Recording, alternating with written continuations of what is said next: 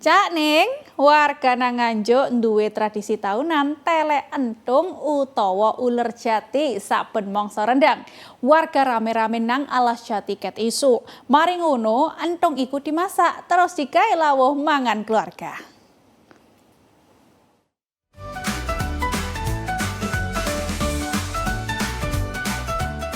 Entung utawa uler jati iso dadi nggarakno keri gawe sebagian wong.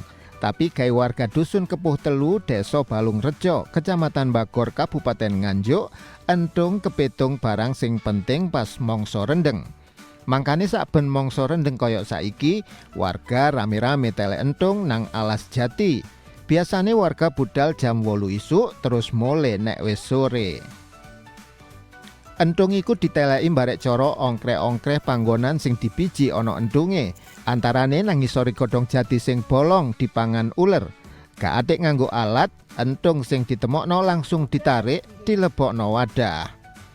Salah siji warga Subana ngaku, saben taun saben mangsa rendeng dhek mesti telek entung nang alas jati gak adoh teko omahe. Lah entung iku onoe pancen tepake mangsa rendeng tok. Nang hitungan 3 jam, Subana iso entuk entung sak rantang. Rencanane entung iku bakal dimasak dadi oseng-oseng entung terus digawe lawuh mangan ambek keluargane. Pados entung. Entung itu ulat. Nggih, uler. Uler nggih. Mulai jam pinten wae, Bu? Jam 09.00. Pun angsal kathah Mbon sak rantang. sak rantang. Nggih. Nggih.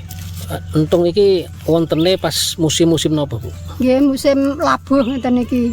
Labuh niku hujan ya. Nggih, hujan. Musim udan. Didamel Goreng. Digoreng mangke di sing nedoh.